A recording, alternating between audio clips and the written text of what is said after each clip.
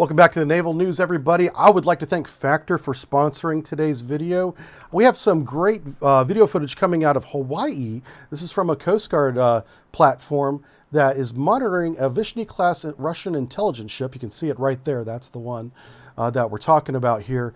She's been operating about 25 miles north of Hawaii now for a little while. And you can see all the intelligence gathering arrays and antennas there, and a couple of AK-630 guns right here. I'll point these out for you. Put my little cursor on the screen here. That's an AK-630 point defense weapon, so this is an armed ship. This is not a warship. It's really an intelligence gathering ship. You could classify it as a support ship. She does not really have a combat role other than providing intelligence, which is important in today's world. You see a number of direction finding antennas here. That's what these little spiky boys are. And this little egg blender thing here will give a rough bearing to a radar and so forth. And they have a full suite of electronic warfare recording and detection equipment on there. And they literally just listen in on conversations. They look at radar pulse lengths and rotation rates. All that data is collected, and she's operating just north of Hawaii right now. Not doing anything illegal, not operating, in any way that's offensive, other than just being there, collecting the data. There's been a lot of speculation online with Russia's new propaganda. Recently, they've started talking about nuclear weapons again and expanding the war in Ukraine outside Ukraine's borders. And if there were to be an attack in another theater, a ship like this would be in place ahead of an attack, but there's no indication whatsoever that that's what this deployment is. So when you see that speculation online, and I'm looking at you, Twitter, to calm that stuff down. This is simply an intelligence gathering ship. They've been doing this for decades, and this is just the next deployment that they're on. This is a Vishny class ship, and she was in, her name is the Carlisle, if I'm saying that right. Anyway, she was in dry dock from 2014 to 2018, getting a lot of new antennas and getting the hull refurbished and all that. She's back at sea again, operating just in the Pacific and currently north of Hawaii. But we're keeping a close eye on her. If she does anything interesting or provocative, we'll bring it to you, but you really don't have to worry about this, okay? Now, a word from our sponsor. Thank you to Factor for sponsoring this video. Factor delivers chef-created, ready-made, never-frozen fresh meals to your doorstep. Each meal is packed with premium, science-backed nutritional ingredients designed by dietitians. No more messy meal prep, dirty dishes, or unhealthy fast food. Factor is the most convenient way to eat well while eating right.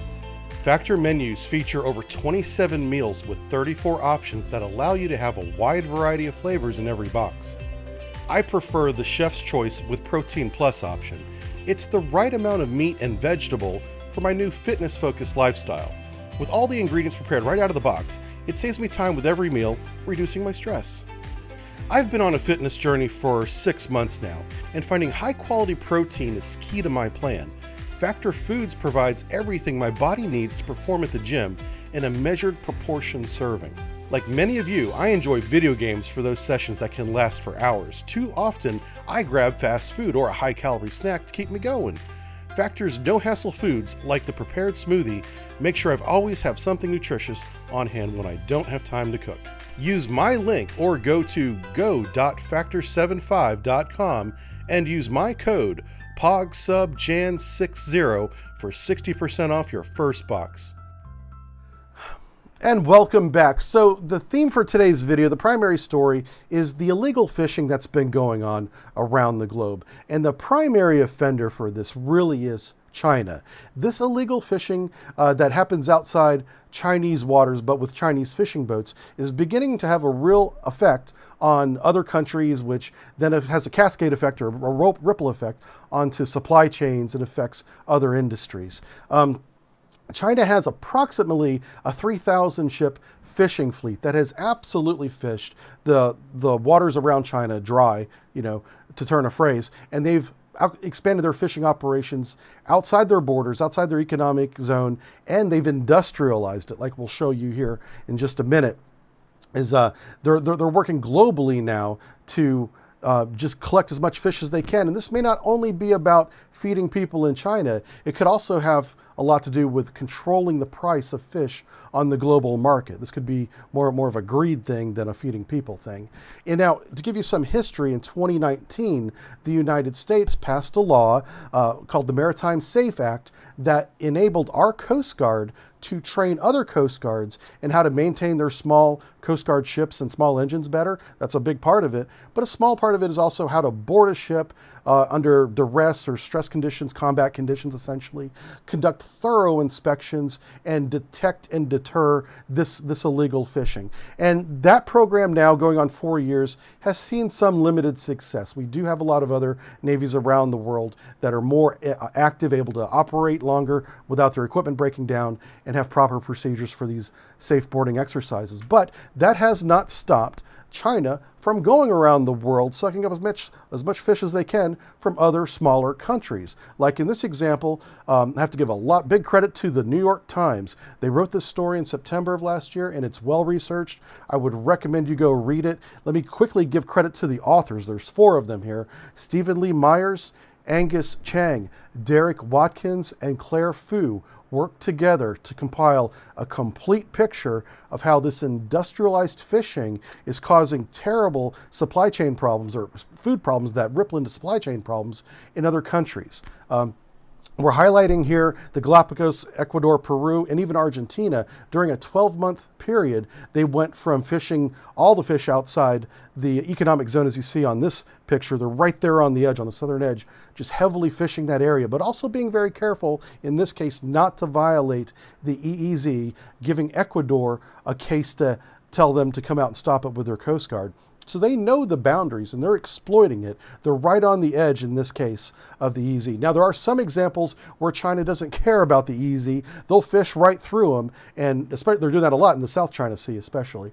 So I equate this to, imagine if China, instead of fishing, they were looking for oil, and they went to the Gulf of Mexico, very near, say, Louisiana, Mississippi, and Texas, and put an oil rig there and began pumping oil out of the ground just off the shores of the United States. What do you think would happen there? What would be our response? Well, they're literally doing that with oil platforms in the South China Sea, and that's happening today, and nobody's being able to stop that. So this illegal fishing and also other resources being sucked up by this large nation, China, and then being resold on the open market is affecting market prices. And for smaller countries that depend on fishing like this as part of their GDP and feeding their people, this is having a very disruptive effect.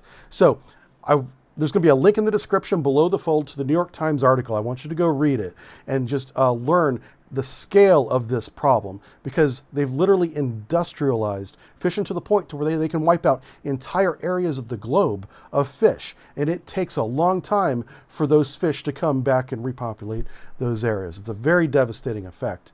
And bravo to the New York Times for publishing that. All right, let's shift gears a little bit here. I was just thinking to myself the other day, it had been more than a month since we fired a Navy captain around here. I thought maybe we finally fixed the command culture problem. There's no more problems with at-sea captains. But turns out this week, Navy fired 2 of them, so they're making up for lost time, it seems. This is Captain Michael Norden of the USS Mesa Verde. It's LPD-19, and Captain Alexa Jenkins of the USS Carney DDG-64. They were both relieved for lack of confidence. And I have a real problem with that term because it's so vague. People that learn about these stories and then go onto social media immediately begin speculating the worst case scenario of what possibly happened, when in reality, it could simply be a lack of leadership.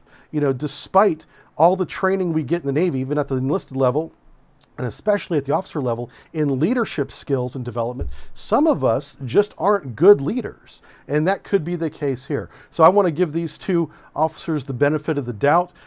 Don't hang up or don't put an albatross around both of these officers just because they were relieved for lack of cause. We don't know what happened. And that speculation, I think, is a real problem. Now, one of the things I try to do here is put that perspective out there, and I want to invite people, especially from the enlisted ranks, on board these 2 ships, the Mesa Verde and the Carney. If you want to contact me and let me know what happened or what the command culture was like, and maybe that had something to do with these firings, I would love to hear that. And I will keep your identity private, but I will be public with whatever information you send me. So please contact me at aaron@subbrief.com. That's my direct email. It goes right to my desk. And so I'll be the one reading it.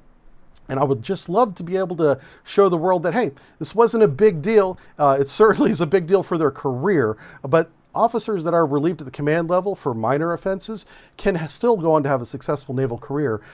Some of them go to the engineering duty officer side of the house. A lot go to the staff. Matter of fact, both of these officers are assigned to staff right now. Admiral staff is what I'm talking about, command staff. And we'll just see. Also, if I could, just take a moment to address the prospective commanding officers out there. Some of you are in training.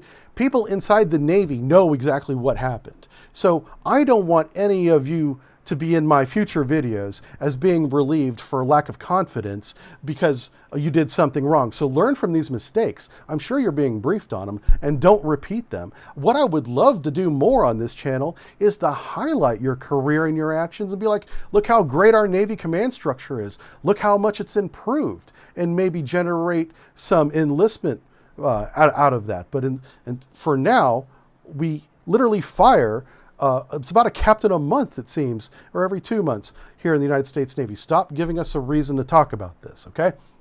And if you're an enlisted man on these commands and you know what it was like to be under this command structure, feel free to contact me. I will keep your identity private, okay?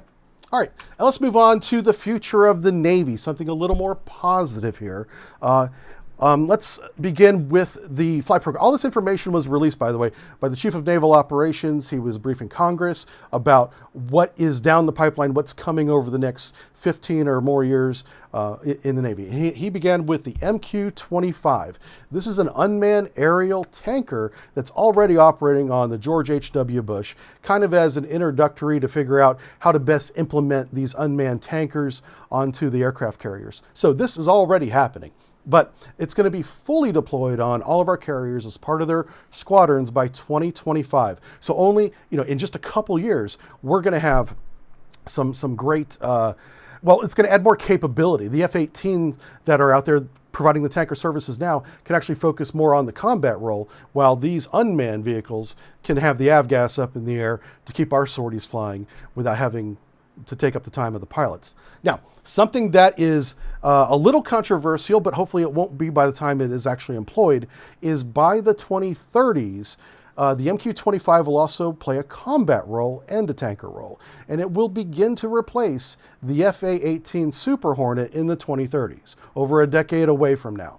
And right now it's called the FA-XX program, and that's in development. We'll see how that pans out over the years, but that's very far on the horizon now. The next big thing that's coming up in the 1930s, will happen after the MQ-25 is online, is the DDG-X. That's the next destroyer that's going to accompany and join the Arleigh Burke during its missions. This is like the second generation or the next generation destroyer. It holds approximately 40% more ordnance and has a lot more capability. She is a little bit bigger, and supposedly it's claimed to not be that much more expensive to operate and build. We'll see how those numbers actually pan out whenever they begin building this thing. But that's kind of how these budgets and proposals go. They come up with these ideas, and then they really lowball the cost so that they can get the ball rolling on these programs. And then by the time they realize the cost in the 2030s, we've already invested 6 or 7 years into the project and millions of dollars. And it's already a sunk cost fallacy situation where they're like, well, might as well finish it. And that's kind of how we ended up with things like the Zumwalt. Okay, but hopefully this program goes much better. It looks like we're using a lot of technologies that are already proven with the capability of upgrading them once new technologies come out. That's how we're building and designing the Constellation class frigate, which is not on the slide here, but is already coming online in the next couple years. We're going to have those in the next 5 years easily. And this is following a similar process.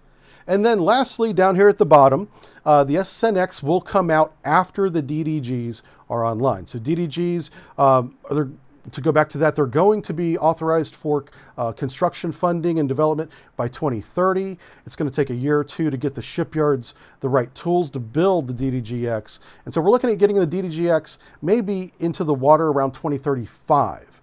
After that is when we're going to begin to see the SSNX.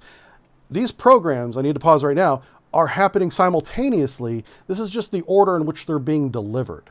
Okay, and so finally, the SSNX is the next generation attack submarine. She's going to be working with the current Virginia submarines. It's not like we're getting rid of Virginias in 2030s. No, we're going to keep those for many, many years, and we're going to have a next generation attack submarine that will eventually have its own name. Not there yet, but it's going to happen in 2035 or greater. Some things that we do know about SSNX is that it was initially funded for engineering and drawing board in 2021. So they've been working on this for a couple years. It will have the same prime mover as the Columbia class. So that tells us a lot. Like the beam of this submarine is going to be the same or approximately the same as the Columbia class. I mean, she's going to be thick. It's going to be a wide submarine. And if she's going to have the attack role, she's going to have to push a lot of water out of the way to get this estimated 9,800-ton submarine through the water. We really don't know the tonnage yet. That's just a ballpark figure. My point is, it's very heavy. It takes a lot of power. And the prime mover coming from the Columbia can push a lot of power to the propeller, or impeller, pump jet, whatever you want to call it. But we'll have to see what they're going to design on the rear end of this thing to push this amount of mass at the high speeds that are required to do the attack submarine role. And we won't even know that for over a decade, so don't hold your breath on that information. But this is what the future of the Navy looks like. MQ-25 tankers in a couple years, DDGX in the 2030s, accompanied by unmanned fighter aircraft by about 2035 ballpark, and then before 2040, the next generation attack submarine going around the world with a fully electric main prime mover. Yeah, interesting times are ahead. And as these technologies and ships come online, we'll give you more and more details as they make them public. Thanks for watching, everybody. We'll see you next time. Have a great day.